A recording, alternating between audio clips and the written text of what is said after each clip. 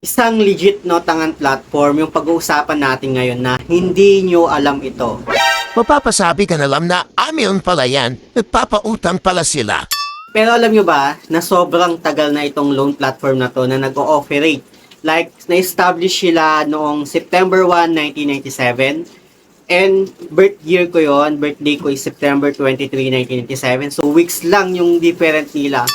But anyway, super legit itong loan platform na babanggitin ko at hindi lang siya basta loan platform kundi isa rin siyang microfinance na nagpapautang ng hanggang 100,000 or mas higher pa doon.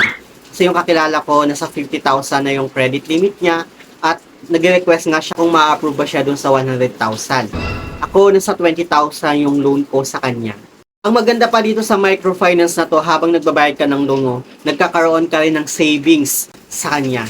Huwag na natin pahabain itong intro natin guys, no? Kaya naman kung interesado ka sa microfinance na to, keep on watching.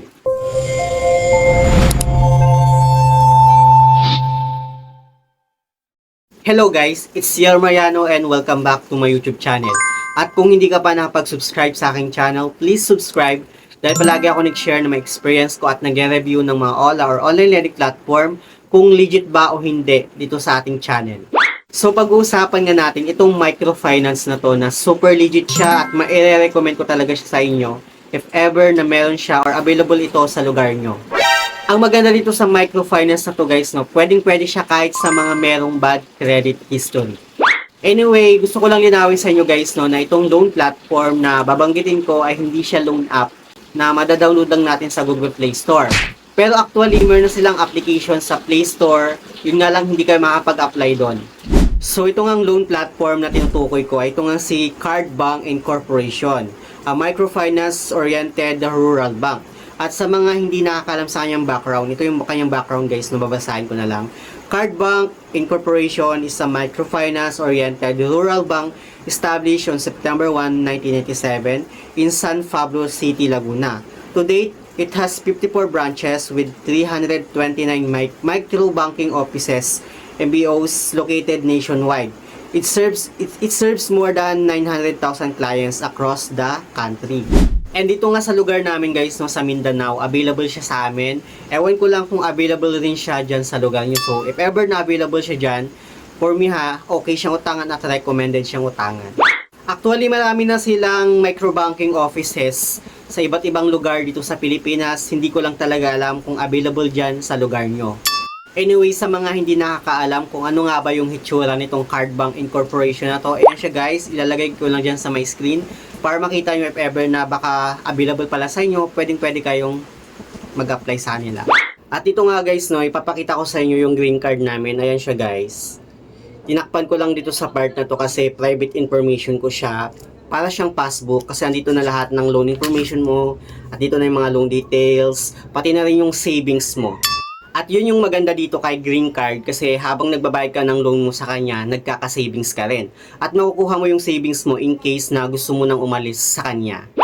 Yung savings ko sa kanya ngayon ay nasa 4,152 pesos na. And actually, dapat malaki na sana siya ngayon. Pero every payment na namin, lagi ako nag-withdraw. Yung tinatawag namin na withdraw, in case na kunwari, wala kang pambayad sa kanya, pwede kang mag-withdraw. At yung withdraw na yon, ibabawas dun sa savings mo. At yun na yung magiging pangbayad mo doon sa due date mo.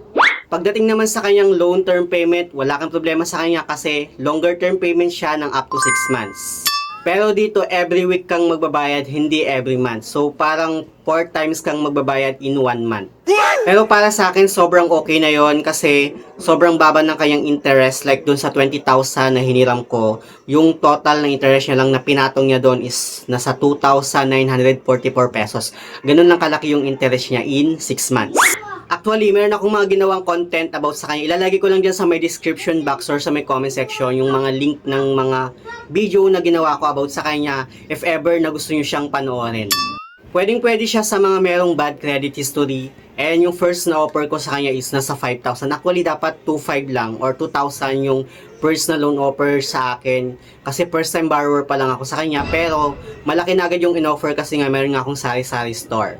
Actually, lahat pwedeng mag-apply sa kanya as long as nakikita nila na capable kang magbayad sa nila. Marami ng lugar dito sa Pilipinas na available itong si Cardbank and available siya dito sa lugar namin. Ewan ko lang kung available siya dyan sa lugar nyo. Hindi lang siya basta loan platform or hindi lang siya basta magsi-savings ka lang sa kanya. Meron din siyang mga pa-insurance at alam niya ng mga borrower niya. So for me guys, no, legit and recommended siyang utangan kasi yung 20,000 na utang ko sa kanya, yung patong niya lang doon or yung total interest niya lang doon is nasa 2,944 and payable siya ng up to 6 months. Yun nga lang, hindi every month yung pagbabayad sa kanya kundi every week. Anyway, panoorin nyo lang yung dati kong vlog about sa kanya. Kung gusto nyo pa ng idea about sa kanya, ilalagay ko lang dyan sa may description box or sa may comment section yung link. If ever na gusto nyo naman panoorin. So yun lang naman yung gusto kong i-share about dito sa legit na microfinance na to. Sa mga hindi pa pala nakapag-subscribe sa aking YouTube channel, please don't forget to like, share, and subscribe. Click the notification bell para lagi kang updated sa aking mga susunod na video. Thank you guys, thank you for watching, and see you on my next video. Bye!